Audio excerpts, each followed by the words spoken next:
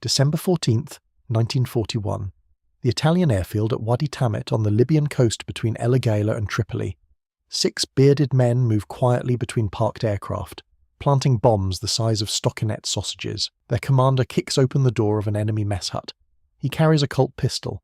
The man beside him carries something else, something German, something he was never meant to have. By dawn, 14 aircraft had been destroyed by demolition. 10 more disabled by submachine gun fire into cockpits. Not a single British casualty. The raid would become the template. Over the next 18 months, David Stirling's raiders tore through Axis airfields from Libya to Tunisia, and somewhere along the way, a captured German submachine gun became their signature weapon. January 18, 1943. A photographer from the Army Film and Photographic Unit captures 2 jeeps returning from 3 months behind enemy lines. Twin Vickers, K-guns mounted above the bonnets, beards and keffirs, and slung across the load, almost casually, 3 German submachine guns. The image entered the Imperial War Museum collection as E21337.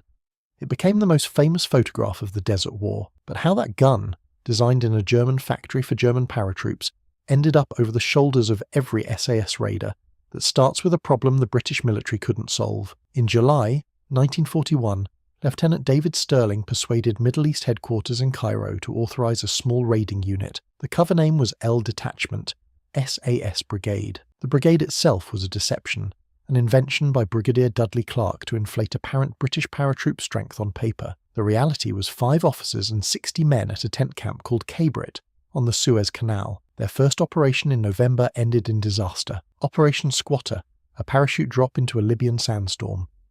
21 of 55 men returned. Stirling abandoned aerial insertion for good. That left a problem of weapons. The Lee-Enfield rifle was magnificent for static infantry.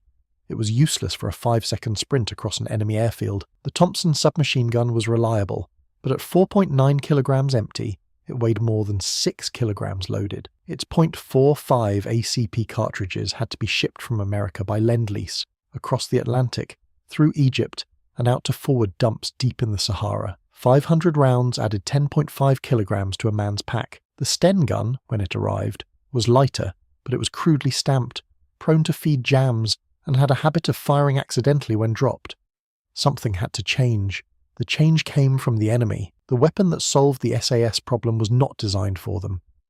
It was designed in Erfurt by an engineer named Heinrich Vollmer, a quiet man from Biberach who had spent the 1920s refining one submachine gun after another. His signal contribution was a small, elegant piece of engineering, a telescoping recoil spring assembly, 3 concentric tubes that guided the bolt, simplified field stripping, and acted as a pneumatic buffer against bolt slap. He patented it in 1933. Vollmer licensed the design to Erma Werke, a private arms house run by Berthold Geipel. By 1931, Erma was selling a derivative of his patent as the EMP, exporting it to Spain, China, and Yugoslavia. In 1936, the German army held secret trials for a new submachine gun. Erma submitted a prototype called the EMP-36. A rival design came from Hugo Schmeisser at Hainel. The army forced a hybrid. Erma's submission supplied the body and the recoil spring. Schmeisser's contribution was narrower than legend suggests. His brother Hans had patented the magazine. That was it. But the magazines went out stamped with the words Patent Schmeisser, to protect the patent against German competitors. British soldiers reading those letters on a captured gun assumed the weapon itself was a Schmeisser. The nickname stuck. It crossed back into German usage. It survives in nearly every war film made since. The man who actually designed the gun is largely forgotten. The first production version, the MP38, was machined from a steel forging. Beautiful, slow, expensive. In early 1940, Erma redesigned it for the production line. The receiver became a rolled and welded sheet steel pressing. The lower handguard turned to bakelite. Cost dropped to about 57 Reichsmarks per gun. About 1.1 million were produced before 1945. There was one early problem worth noting. The first MP38s and earliest MP40s could fire uncommanded if the weapon was dropped on its butt. The open bolt would bounce rearward, slip the sear, and slam home on a live round. German manuals warned against it. A retrofit added a 2-piece bolt handle that locked into a safety notch, fully cocked or fully forward. Every production MP40 from late 1940 onward carried the modification. What did all that engineering buy a soldier? It bought a weapon that weighed 3.97 kilograms empty, fired the 9x19mm Parabellum at a deliberately moderate 500 rounds per minute, and folded down to 630mm with the stock collapsed. That last number mattered more than any other. The folding stock made the MP40 the most compact submachine gun in widespread Second World War service. A man could fire it from a jeep cab without it catching on the windscreen. He could clamp it across his thigh while a navigator picked a route through the dunes. This kind of detail is what this channel exists for. If you want more stories told this way, a subscription helps the channel grow. Right, the combat record. The first time SAS men used the MP40 in anger was almost certainly at Wadi Tamet, on the night of December 14 to 15, 1941. The raid was led by Lieutenant Robert Blair Mayne, an Ireland rugby international known to the unit as Paddy. His six-man party, Sergeant MacDonald, Corporal White, Privates Hawkins, Bennett and Chesworth, was inserted by the long-range desert group's Rhodesian S Patrol under Captain Jake Easonsmith. The drive-in covered 350 miles, navigated by a young officer named Mike Sadler on his very first SAS job. After Lewis bombs were laid on aircraft and fuel dumps, Mayne kicked open the door of the enemy mess hut. His own account, preserved in the regimental archive, describes the moment plainly. He stood there with a Colt pistol. The men beside him carried a Tommy gun and another automatic. The Germans inside the hut stared at them in silence. Mayne said good evening. Then he opened fire. 14 aircraft were destroyed by demolition. 10 more were disabled by submachine gun fire into cockpits. Not a man was lost. The Lewis bomb itself was Jock Lewis's own invention. 1 pound of plastic explosive, thermite and engine oil wrapped in stockinette, fired by a number 10-time pencil. One man could carry 20 of them and slip away before the first one detonated. The submachine gun was for the moment that doctrine failed. Now, the second weapon in Mayne's account is not specifically named. The primary sources do not identify it as an MP40. What we do know, with documentary certainty, is what came next. Through 1942, captured German submachine guns spread through the unit. Every airfield raid against the Afrika Korps yielded more. Every overrun supply dump added to the stock. By the autumn, SAS patrols were lifting them as a matter of routine. The men preferred them. The reason was not aesthetic, it was logistical. 9x19mm Parabellum was the universal axis pistol and submachine gun round.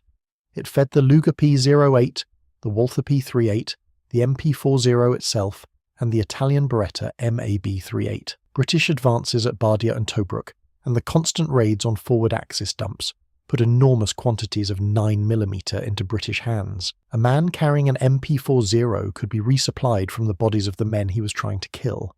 A Tommy gunner who shot dry could not. The weight numbers compounded the case.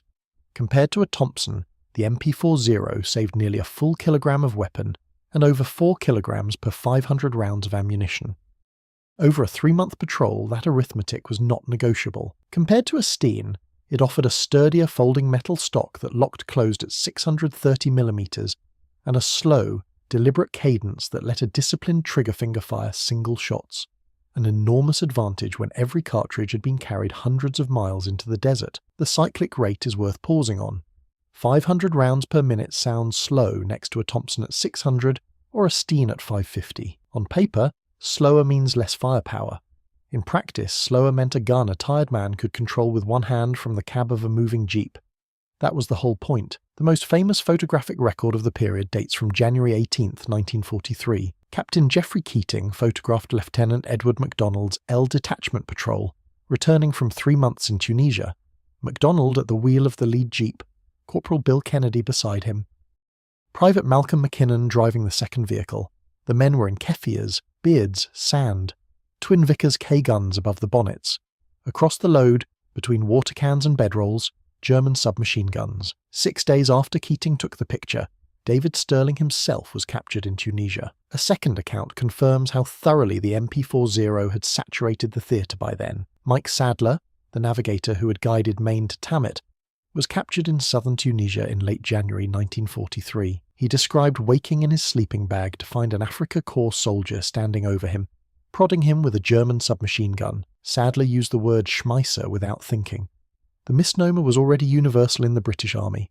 The gun was the gun the enemy carried, and by then, very often, the gun the SAS carried too. The SAS never officially adopted the MP40. No Ordnance Board paper authorised it. No list of changes entry granted it a British nomenclature. It existed in unit hands as a captured weapon, used because it worked, abandoned when the regiment moved on to other theatres and other supply chains. By the time the SAS was fighting in Italy and northwest Europe, Stens and Thompsons had returned to dominance. The MP40's SAS career belonged entirely to the desert. Its design career did not end with the war. The principles Vollmer and Geipel had pioneered stamped sheet steel construction, plastic furniture, telescoping recoil systems, folding metal stocks, became the post-war default for submachine gun design across the world. The Soviet PPS-43 borrowed the folding stock idea. The Spanish Star Z45 was a near-direct copy. America's M3 grease gun was an explicit response to captured MP40s encountered in Tunisia and Sicily.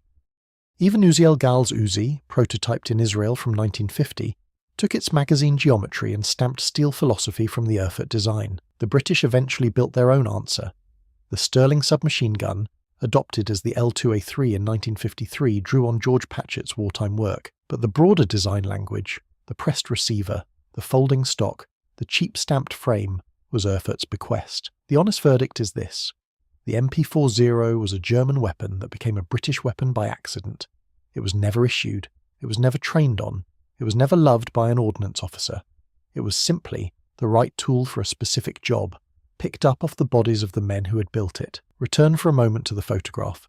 The two jeeps, the bearded men in keffiehs, the Vickers K-guns above the bonnets. Look closely at the load. The German submachine gun across the petrol cans is small, almost incidental in the frame. But it is the whole story.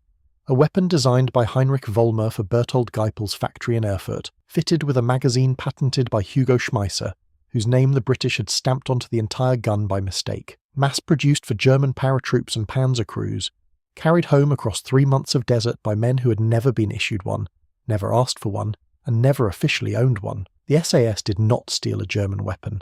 They did something more interesting. They read the logistics of their theatre, looked at what the enemy was kind enough to leave behind, and quietly built their identity around a gun that was sitting on every captured airfield in Libya. The Schmeisser was never theirs, and it was always theirs.